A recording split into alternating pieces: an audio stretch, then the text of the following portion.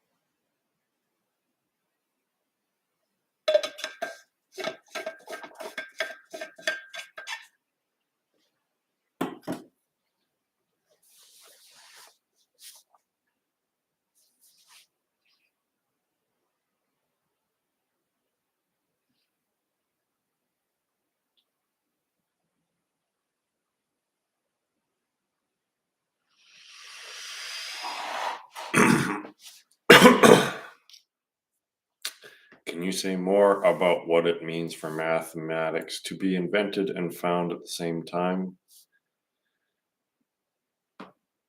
Yes. For all those who've heard it 3 dozen times already. But so the big question is mathematics discovered or invented? So that means that it must express both discovered and invented qualities simultaneously. So what is an actual experiential phenomenon that exhibits both discovered and invented qualities in superposition? Well, that's a message that has been discovered and is going through the interpretation process. So a message is designed with the purpose for it to be discovered, and it's implanted. It's information that's produced for someone who cannot be contacted directly. And that's not just, that might be a time separation thing, but it also might be a delusional thing, right? So if someone is deluded and thinks there's something that they're not, telling them that they're just not that and that there's something else, that's contacting them directly, but they won't get it because they're in a delusion. So you have to meet them in their delusion, which is what a message is. So the message is the number system. So the number system, the natural number system, in its infinite redundancy, is a linear cyclical process, and that cyclical process is samsara. I'm going through this really fast. So the number system, which is not addition, not quantity, but just the cycle of infinite redundancy, right? Goes 1 to 10, and then it just does that infinitely redundant cycle over and over and over. And that is the message. That is it. That is the information. And it's just saying samsara. It's just relating the same information as samsara to the Hindus thousands of years ago. And it's a little bit of a map too. It provides more information than just samsara because it's a map. Because the 10 is where we are. The 10 is a transitionary period between two cycles of the iteration. Wouldn't you say that it is the structure of the world? No, mathematics is not the structure of the world. It doesn't govern what the natural world does. How there's an incredible correlation because it's the same system working in parallel. There's only one process going on, and that's awareness coming back onto itself, and it produces in tandem, in parallel, body mind. So if you look at it kind of like a sea or a teeter totter. No, mathematics does not govern the functioning of the physical realm. Mathematics, when it interacts with the physical realm, produces technology. So there is no evidence, no direct evidence that mathematics governs the functioning of the senses, the sensual world. But there is obvious evidence that mathematics, when it interacts with the physical world of the senses, creates technology. That's the causal relationship between math and the physical world is technology. It's obvious. And what is that technology doing? Well, it doesn't govern the physical world. It rips apart the physical world, doesn't it? The natural world. Technology destroys the natural world. That's what it does. So math is absolutely incorrect. It's false. It's not incorrect. It's just a deception. Everything that society and the thought process has produced is based on deception, and that's why humanity is so fucked up. Everything humanity does is unnatural because it's based on thought. Yeah. See, math and science, that's all it can do is reveal the illusion. It just keeps revealing the illusion or projecting the illusion. And mathematicians and scientists just keep using the mechanism that produces the illusion, that projects the illusion, to find reality.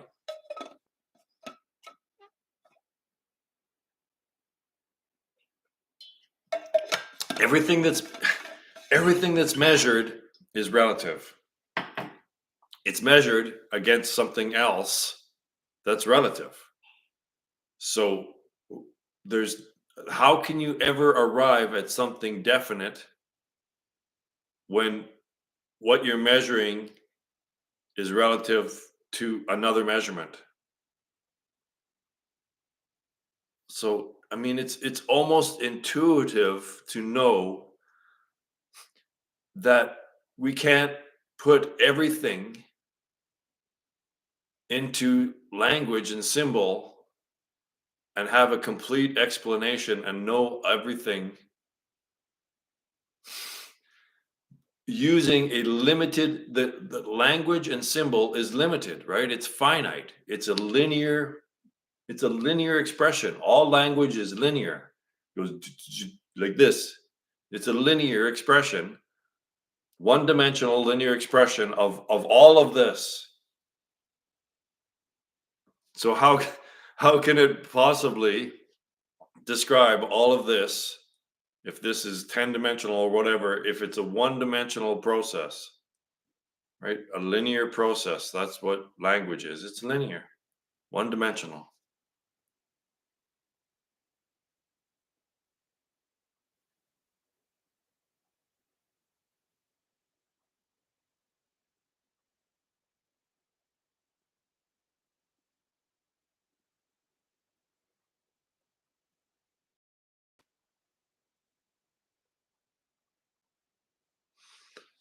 That which is prior to measurement is the reality. And mathematics conjures up the projection that there's duality. The equal symbol, the equals, that's the observer, right? The equals sign shouldn't be horizontal, it should be vertical.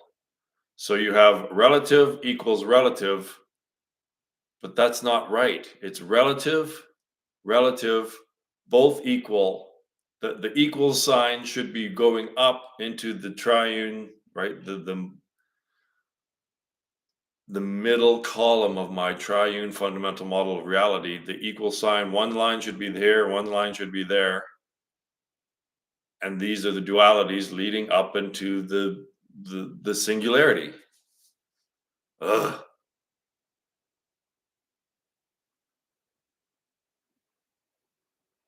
And yeah, and that's a feedback loop, right? Like that's a positive reinforcing feedback loop if you just measure everything and then just predict what's going to happen from the past, well, that just propagates the system, doesn't it?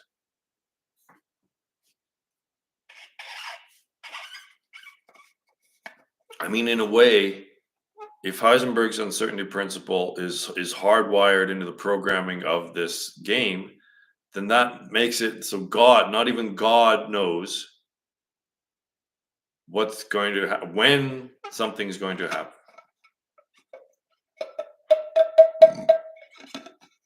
Yeah, see, solution seeker gets it. He just gets this better than anyone else on the planet. He just does. He gets it.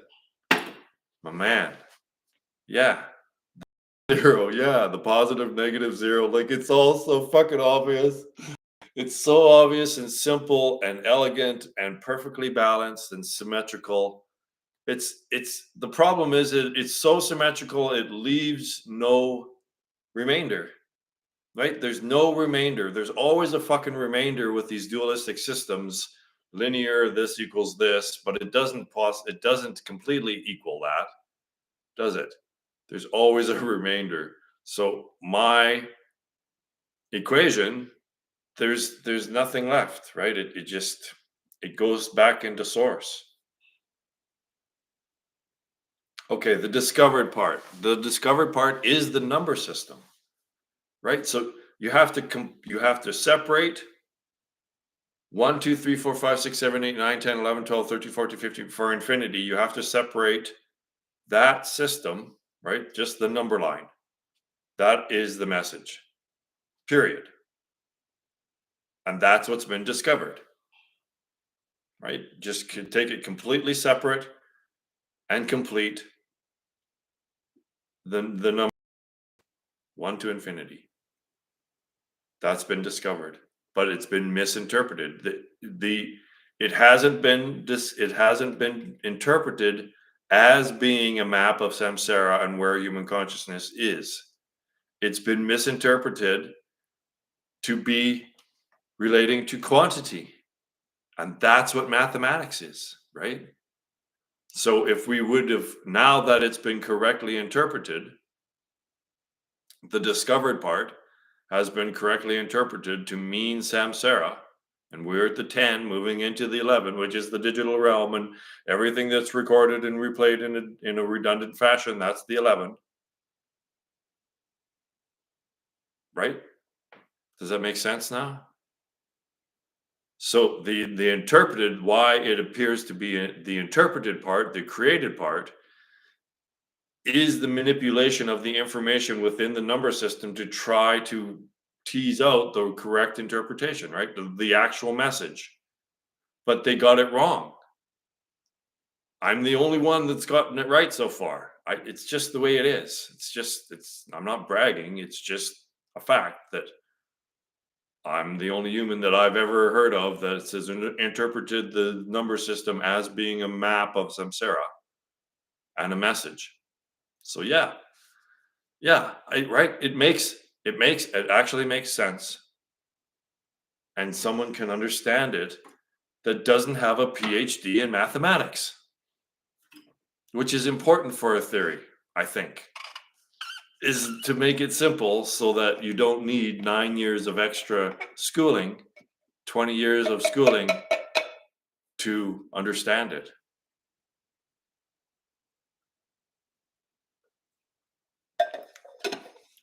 Yeah, it's not a tool. We're misusing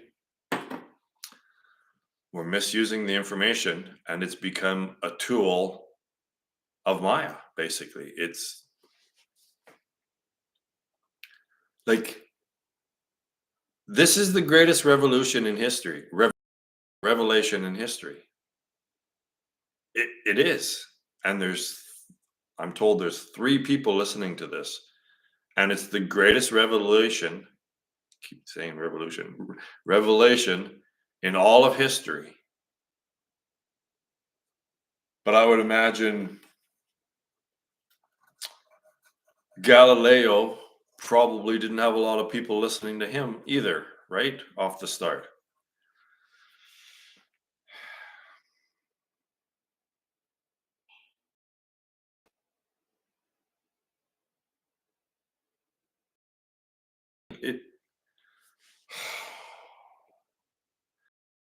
if a mathematician accepts this completely reasonable model that I put forth, it's resolved. That mathematician has resolved the greatest question about math in history. Everyone that accepts and sees and accepts the reasonable argument that I'm putting forth, what math is, to them, that's the greatest revolution, the greatest question about math ever has been resolved for them.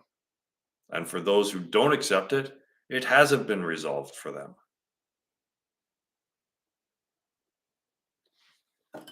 So the measurement problem is the epitome of science, of physics. Let's just say of physics, because it's expressing this is as close as you can get. That's what it's saying, is that this, they might as well have said, this is the conclusion of physics, exclamation point. But it doesn't say that.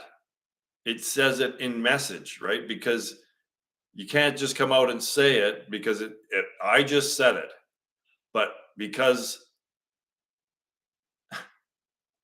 you need proof, right? Someone who's in a delusion needs to be presented this information with proof, I guess.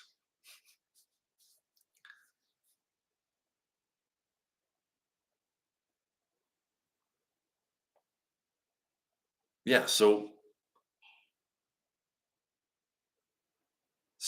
yeah, so the Heisenberg's uncertainty principle is physics going as far as it can and revealing that that's as far as it can go. It's done. That was the conclusion of physics. But physicists want to keep going. Why? SS? Because they know they exist while they're thinking. So they don't want the answer. They want to keep thinking. They want to keep asking questions. So they reject the answer because they know they exist while they're thinking.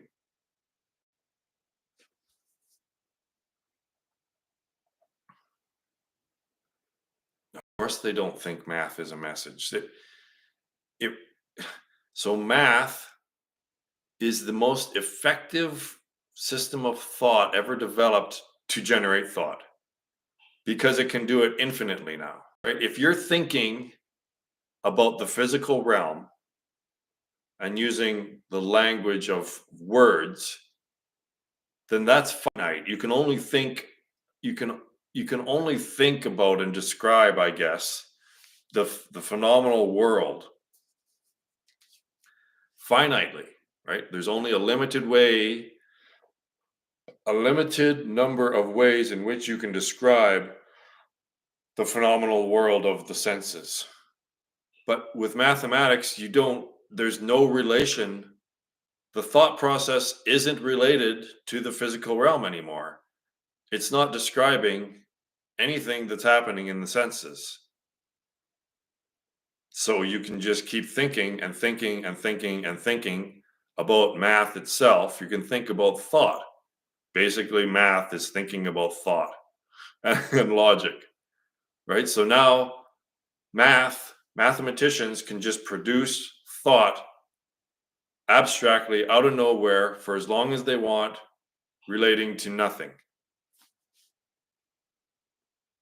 They calculate because they've created this system, right? That is the mathematics is the creation, a man-made mental creation that is the incorrect interpretation of a message from God. Like, how could you have a better narrative? How could it be a better story than this?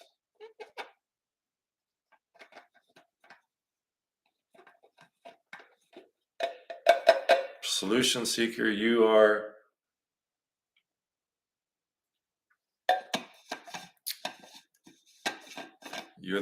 I think probably the first one to get this completely and fully.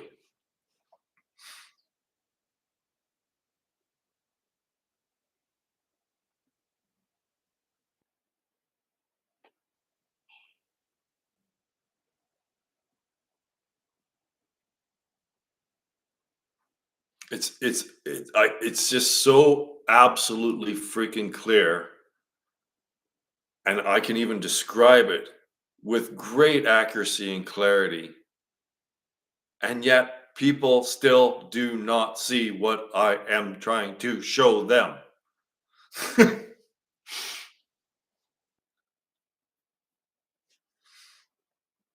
And that's subtraction, right? Addition is the incorrect interpretation. So then they add subtraction to try to get to take away the incorrectness. They try to wreck the wrongness. They try to correct the incorrectness by adding subtraction into mathematics. But if addition, which is counting, addition is counting.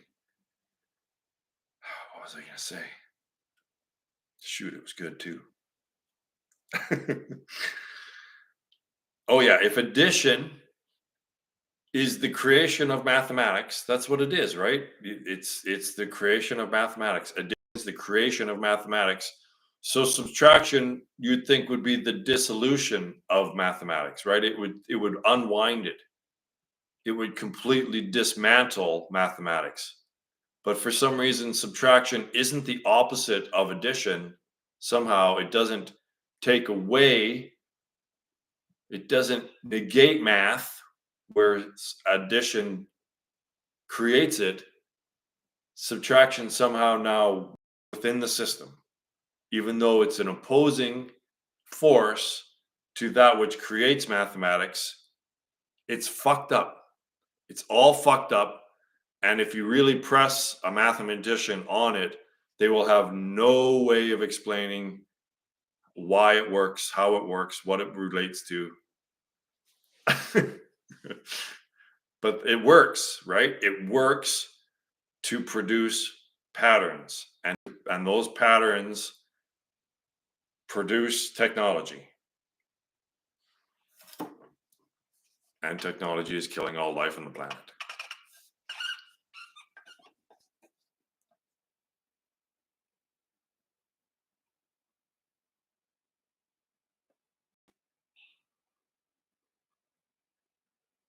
The only way to unify gravity with quantum mechanics or body mind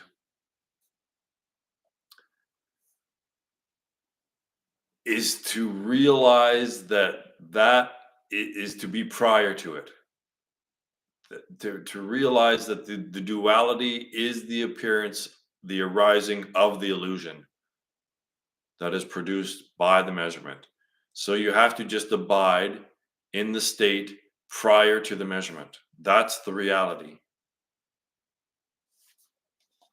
Yes, God is beingness. God is existence itself.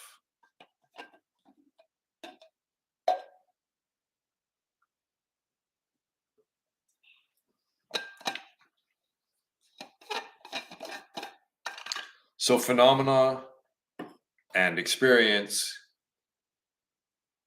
phenomena can exist and not exist, but that interplay of existing and not existing takes place on the backdrop of existence itself. So God is existence itself, life, whatever you want to call it.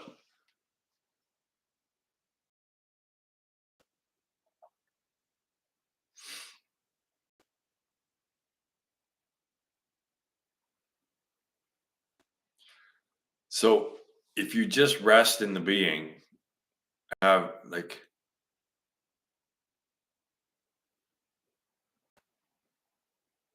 there's no doing, there's no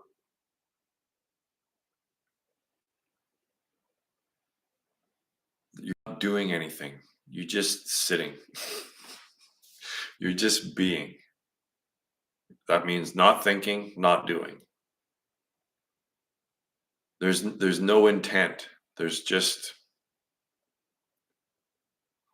tapping into that existence.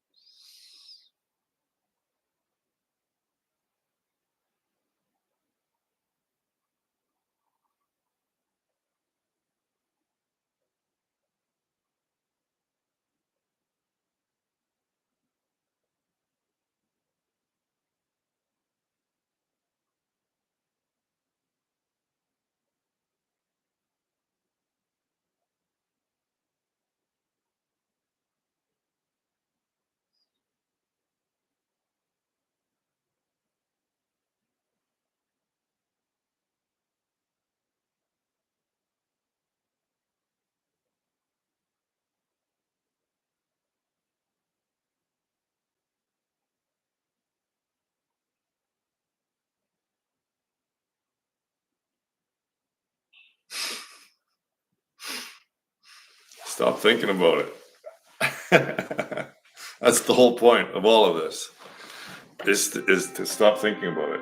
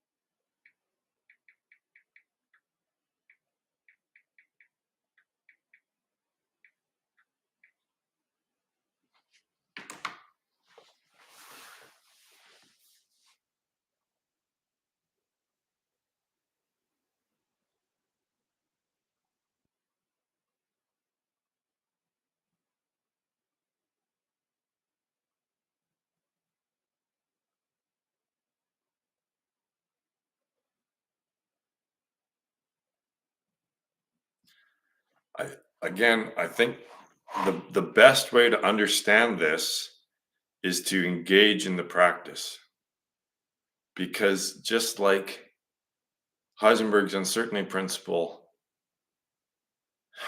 indirectly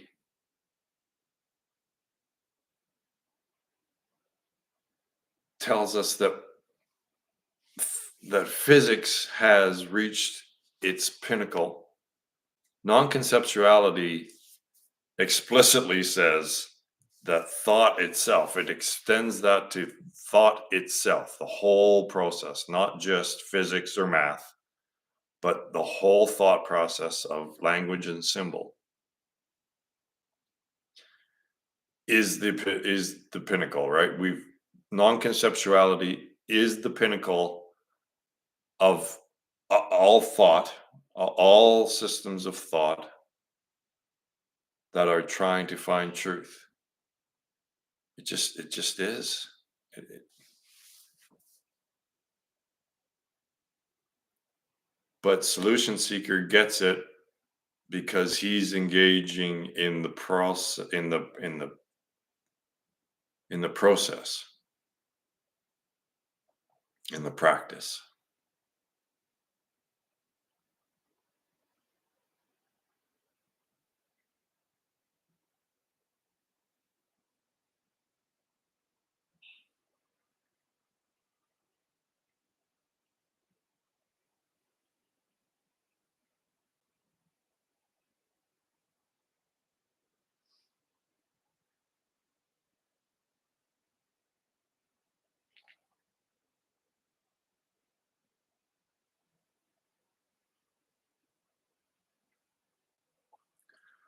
Oh, scientists are the science is the new religion, right? Scientists are, in a way, the most deluded people that there is, because they're so convinced that it's truth. And it works, but working doesn't mean that it's truth.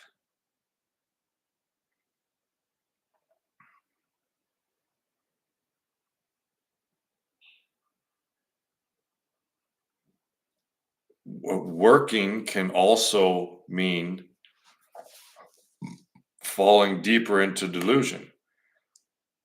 Working just means that it, it produces patterns that are interesting, I guess.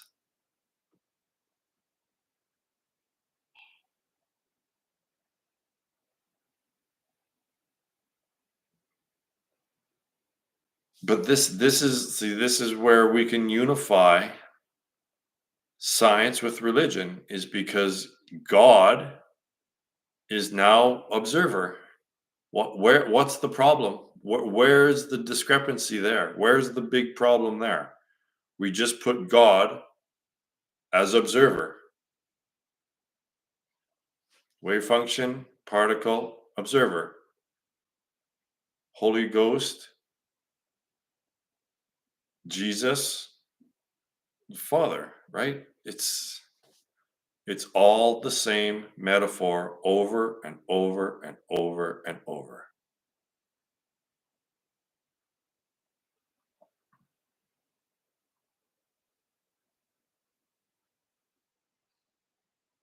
Yeah, I don't really follow any of these guys.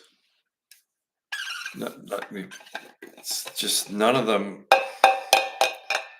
they they just keep following the same system of thought. So until you realize that the problem is thought, then you will keep trying to fix the problem with the system that creates the problem. And that's the problem.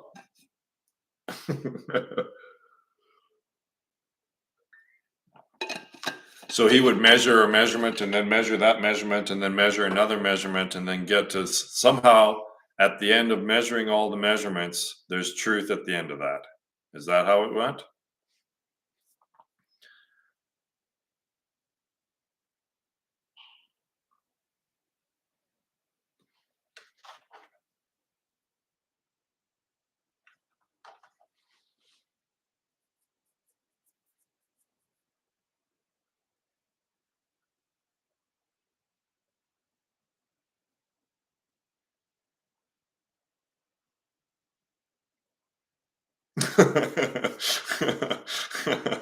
Yeah, yeah, probably.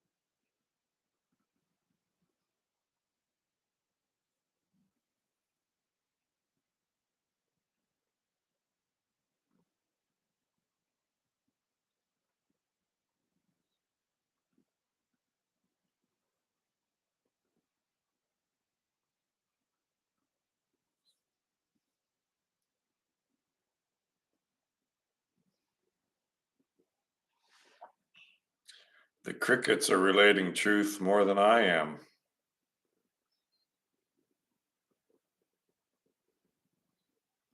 With the words, that is.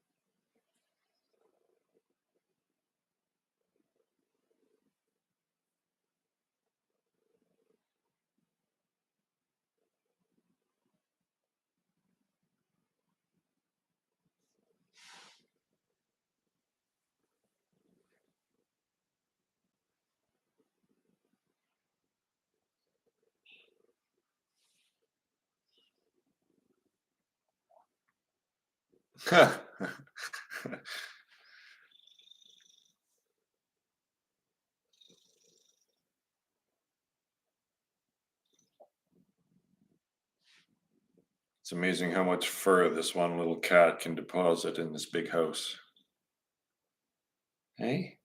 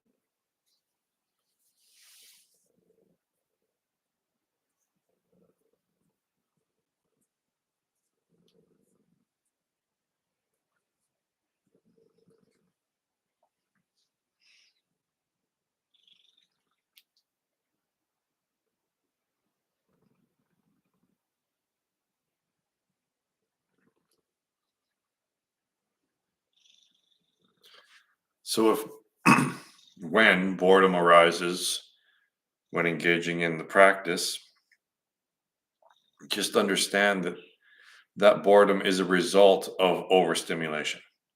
So if you give in and then just stimulate yourself again with screen or any type of fundamentally unsubstantial experience like a line of thinking or some sort of reading or watching something on YouTube, that's just getting stuff moving again, right? It's you need to constantly work towards slowing the process down. So not to seek out more stimulation as soon as you become bored. You just sit through it. And once you get past the boredom and the restlessness, you'll find happiness and contentment. So just beyond that big hill, let's say you're going for a jog and the boredom is this great big hill, or biking. Biking is even better. You got this huge hill to go up.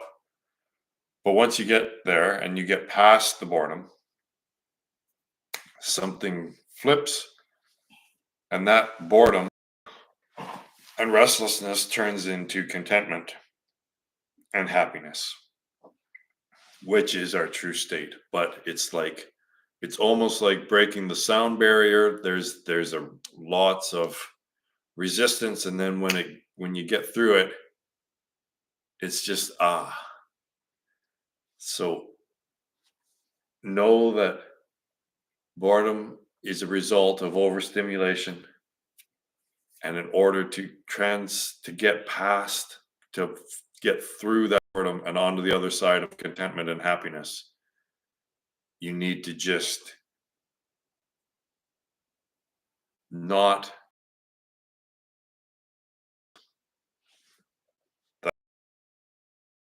this or develop just stimulation again. Just don't do it.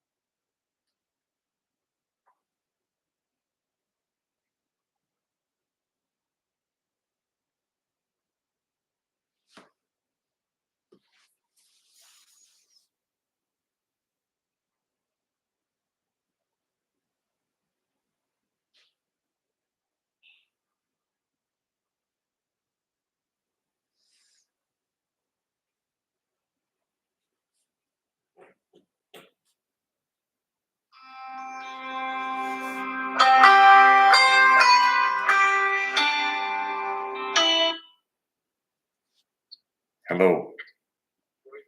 Yes, sir. No, I'm a little busy until later this afternoon, though. You want to try that soil thing at around 4?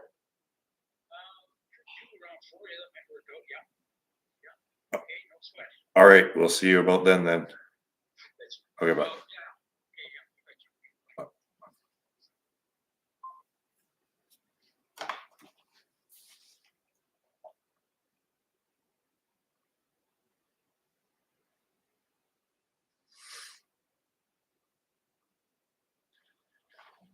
My neighbor who's 70, he doesn't really use text.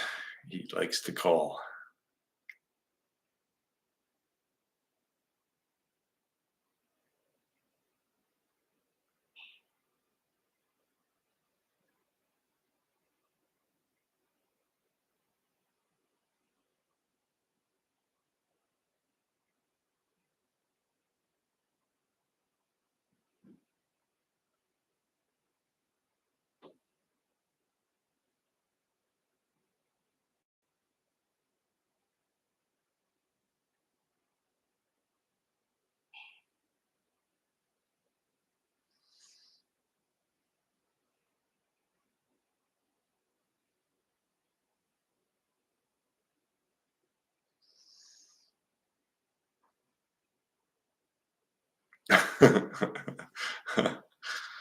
Well, he's the only neighbor that I talk to.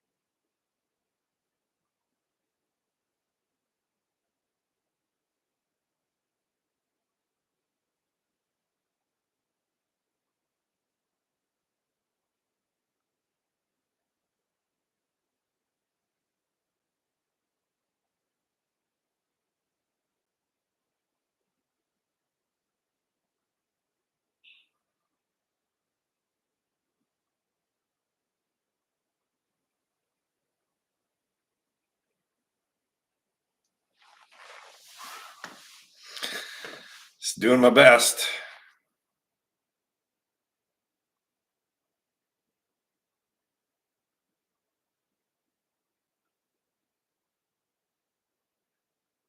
It's just so simple.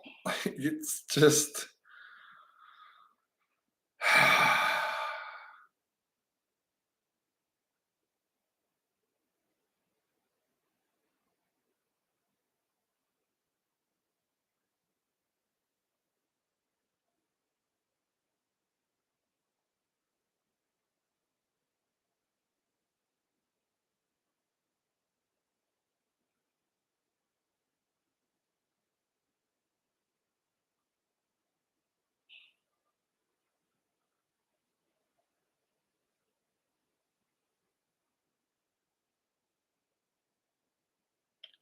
The level of contentment is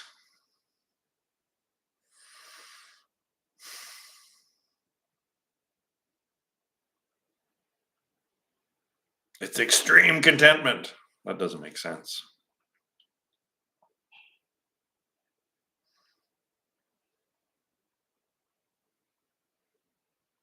Perfect contentment, that makes sense.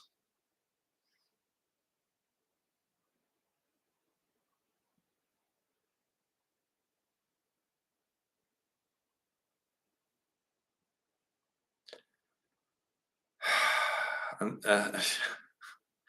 this is what happens when the search is concluded. When you find you discover what the messages are and you engage in the practice, this is it. This is what everyone's looking for. Like, I'm just giving it to them, just like, here, look, this is it.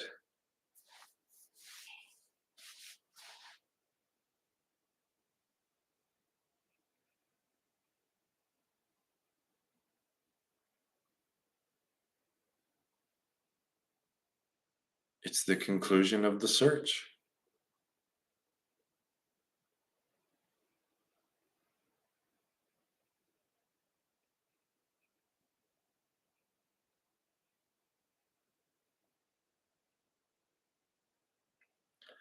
Like when you find what you've been looking for, you know it. You'll know it.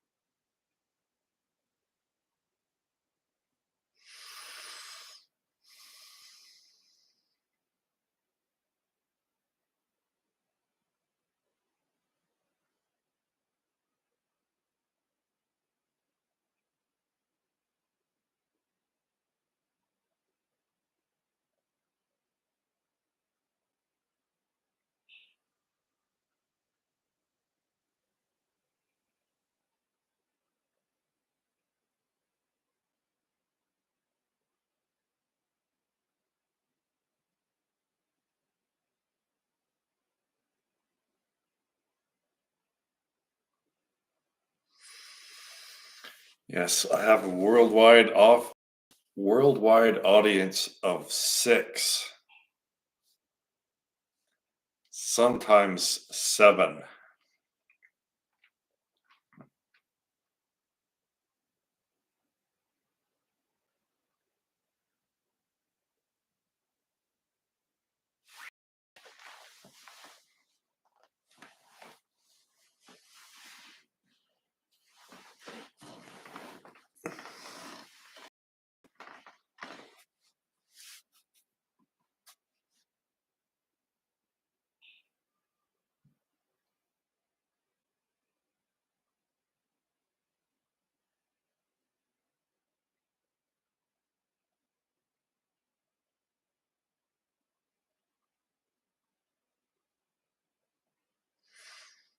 That's right, baby.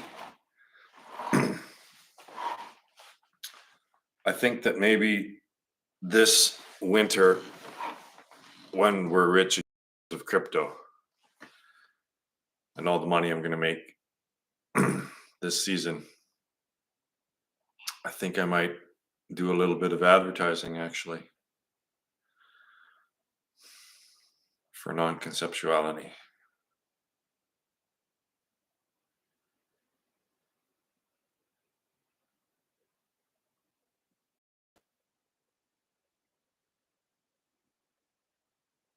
And then start asking for tithe. Everyone get everyone to give me 10%.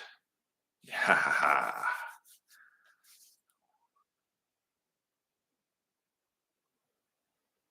It's just truth for truth's sake. It needs to be it's truth. And whoever's ready for that truth will will adopt it.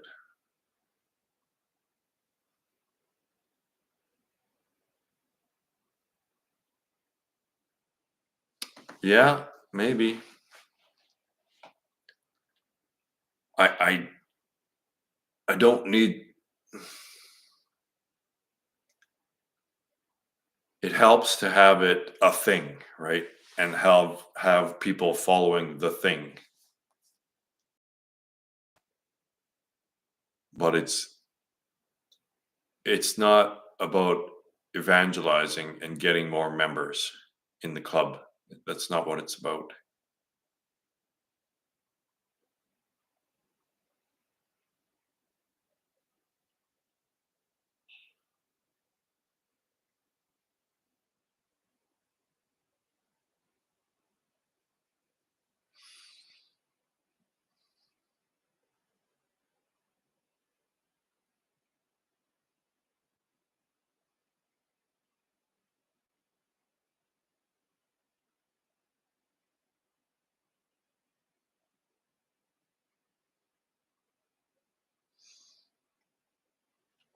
Only the cool kids are allowed in this club.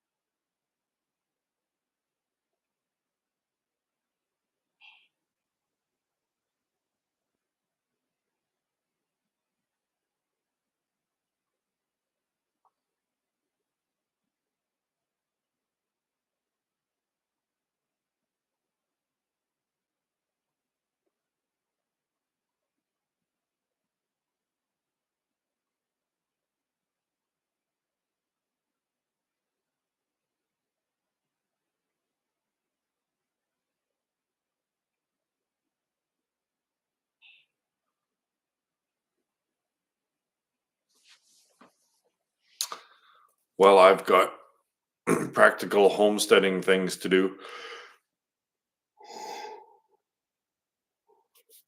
So I guess that's it for this Sunday. We'll see you next Sunday.